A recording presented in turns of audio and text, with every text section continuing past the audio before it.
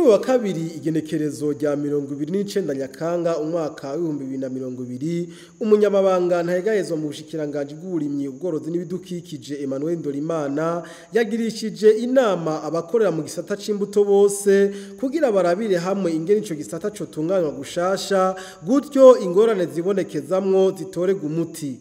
Twagirije inama abagwiza mbuto bose bo mu Burundi kugira ngo tubasigurire intumbero ya leta yo kugwiza umwimbo kuko leta yari hayihangira yuko umurundi wese ategereza kuronka icyo afungura hama kandi akaronka n'amafaranga mu mufuko kandi leta yaramaze kubona yuko biciye mu gisata cy'uburimyi n'ubworozi ko bishoboka. Ico gituma twabakoranije twarabonye yuko kugira ngo dushobore kuronka uwo mwimbo muri gisata cy'uburimyi ari ngombwa duhere ku mbuto ko baravuga ati imbuto itewe n'iyimera rero bisaba yuko habanza kuboneka iyo mbuto nziza imbuto irobanuye kugira ngo hashobore kuboneka umwimbo mwiza. Rero twabahamagaye twayaze turavugana ingene byogenda turafata umwanzuro yuko tegeza gutunganya abagwiza mbuto mu bice bitatu. Habeho abagwiza mbuto bo ku rwego rwa mbere bazotanga imbuto yibanze twita prebase mu rurimi rw'Inyamazuru, hanyuma hagacabo n'abandi bazoca bagwiza imbuto mu gisata cyo hagati cyo twita amabaze, hagacabo n'abandi rero bazogwiza twita amacertifié. Gutyo rero muri mushikiranganje twicaye tuziti abagwiza mbuto bari muri iki gice naba abandi naba kugira ngo dushobore kubakurikirana neza. Gutyo bizodufasha kumenya nimba imbuto ibuze tuje tumenye aho turonderera uko ubone muri seze byatugora ugasanga imbuto ibuze ntitumenya neza na neza aho byapfiriye. Ubu rero tumaze kubapanga tukatuzi igitigiri n'amazina y'abakorera mu gice kimwe kimwe ducota tubona neza ingene bimeze bitworoheye kubakurikirana. Umunyamabanga ntayegayezwa mu bushikiranganje bw'uburimyi ubworozi n'ibidukikije yaragarutse no kubijanye n'itegeko rigenga imbuto mu Burundi. Muri iyi nama twabonye yuko itegeko ry'imbuto ataryo bazi, no kuvuga yuko hariho amakosa amwe aho haba ugasanga hari abantu bagenda kugura imbuto zirobanuye bagaca bazicanga n'izindi mbuto baguze mu isoko, ngaho urumva ko habayeho kurenga amategeko. Muri bacavuga bati kumbure hari ababigira ku kutamenya amategeko. Ubu rero tugiye gukora mu shikiranganye kuraba yuko iryo tegeko ryomenyeshwa ababijejwe bose kugira ngo ejo ntagire uwuguronka ugwitwaza ngo iryo tegeko ntarizi. Banasavye noneho ko iryo tegeko ryohindurwa mu Kirundi, tugiye kuraba yuko twobitunganya amategeko ko abirekura kugira ngo turishe mu Kirundi. Alfred niyo kwishimira umuyobozi mukuru w'ikigo Izabu kijejwe ubushakashatsi muri iyo nama arashikiriza ingene ikigo arongoye gifasha mu bijanye no kugwiza imbuto z'ibiterwa n'izibitungwa. Aravuga kandi n'ingene vyogenda kugira ibibazo bijanye no kuronka imbuto zirobanuye kubagwiza mbuto barishe zotorega umuti. Uruhara rwa Izabu mu bijanye no kugwiza imbuto hano mu gihugu cacu ni ntangere. Nk'uko mwabibonye naberetse ingene imbuto ziboneka duhereye kuri rwa rugero rwo hejuru cyane twita amaclone, tukagenda ku ma vitroplan, tukagenda ku ma minitiberikire, tukagenda ku masushe, tugashikira amaprebase. Aho ivyo ndabivuze fatiye ku kuntu imbuto z'ikiraya ziboneka, ariko n'izindi mbuto nk'ibigori, umuceri, isoya, ibiyoba n'ibindi mu bisanzwe zose ziboneka mu buryo bumeze cyo kimwe naho budasa, kuko hariho igice kinini gikorerwa muri laboratoire, hakaba n'ikindi gice rero gica gikorerwa mu mirima. Ari naho mbere nashaka yuko abantu bose bategera yuko ico gice gikorerwa muri laboratoire arico gice gihambaye cyane kandi gitwara uburyo bwinshi cyane.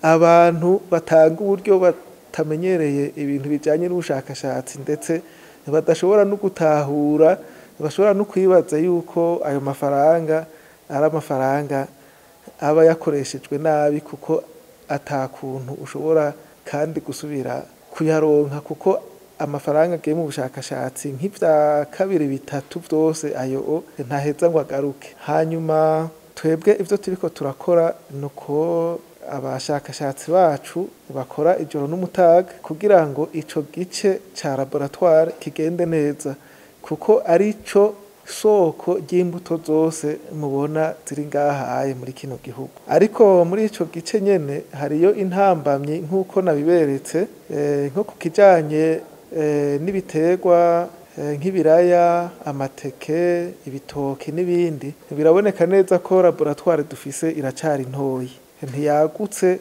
ntidushobora kuronka ibikwira igihugu cose. Ariko hari laboratoire nshasha iheruka kubakwa ikeneye kujamwo ibikoresho vya nkenerwa vyose kugira ngo ize gusahiriza iyo ntoyi yari ihari, maze dushobore kuronka umwimbu w'ibanze woshobora gukwira kugira ngo turonke imbuto zikwiye. Turafise Imana ko abahinga baheruka guheza amashure muri ivyo bisata barahari, kandi niyo laboratoire yarubatswe aha, ndetse nogiraho ntera kamo leta n'abayifasha yuko ubu bwa vuba boca badufasha kugira ngo iyo laboratoire itangure gukora, maze ikibazo c'imbuto gitorerwe umuti burundu. Ibijanye n'ubworozi navyo nyene turiko turavyiyumvira, turamaze kubona yuko nk'uko mwavyumvise ubworozi bwari bwitaweho cane n'ubw'inka. Inka nazo aho amatongo amariye kwaga biraboneka neza yuko abarundi benshi batakizishoboye,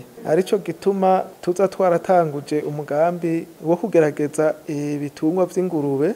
Turafise n'umugambi wo kuzotanguza ubushakashatsi ku gitungwa c'inkoko, ariko kandi turabona yuko n'igitungwa c'impene n'intama ari ibitungwa bitegerezwa kwitabwaho. Aha mbere tukaba twaratanguye kugira umugambi wo kuzorondera imbuto za kijambere, ico twita materiel genetique, kuri ivyo bitungwa vy'impene n'intama n'inkoko, kugira ngo navyo dutangure kubigerageza hano muri bino bigo vya Izabu.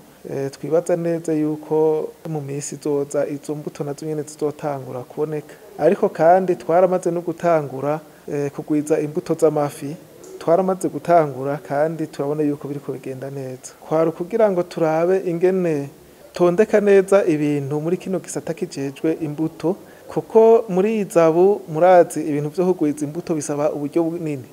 Natwe aho turonka amafaranga ahanini ni leta yaduha, nayo tukayaronka ari uko twamaze kugira umugambi kandi wumvikana twahaye abajejwe ikigega ca leta.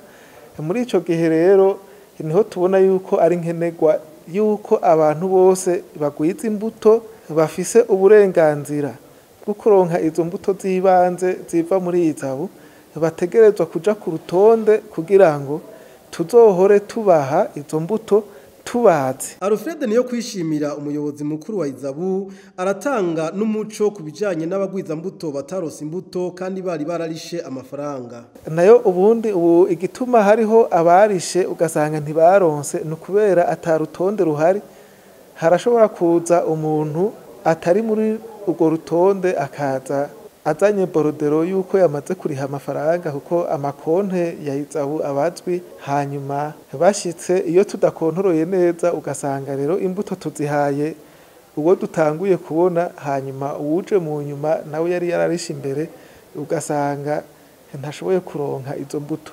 Ariko ivyo vyose bikava kuri uku kuntu imbuto zitaragwira ngo zishobore gukwira abantu bazirondera. Hanyuma no kuri uku kuntu hakibuze uru rutonde rutumenyesha neza ati ni bande bashobora kuronka imbuto z'ibanze ziva mu kigo Izabu, kuko abagwiza mbuto bose n'ugwiza izi mbuto bita amasertifiye baca baha abene igihugu baja kurima ivyo kurya, bose usanga bakunda imbuto zo muri Izabu kuko ziba ari imbuto nziza, imbuto zimbuka cyane.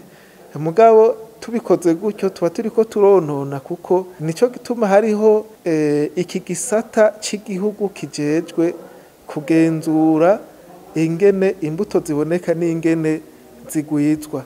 Rero muri ino nama murabona yuko havuyemwo ibintu bitari bike, twibaza yuko bigiye kuzofasha gusubiramo gutunganya iki gisata c'imbuto, hanyuma n'uwo muzigo wari kuri Izabu ugabanuke, tumenye abantu bazoba bari kuriwe kuronka imbuto muri Izabu, hanyuma tuzibahe nabo bazi yuko bazigwiza duce tubimenyesha mu bushikiranganji nabo babakurikirane izo mbuto bazigwije nabo bazihe abandi bagwiza imbuto ku rundi rugero rwa kabiri no ku rugero ndetse kwa gatatu kugira ngo umwimbu ubandanye wiyongera.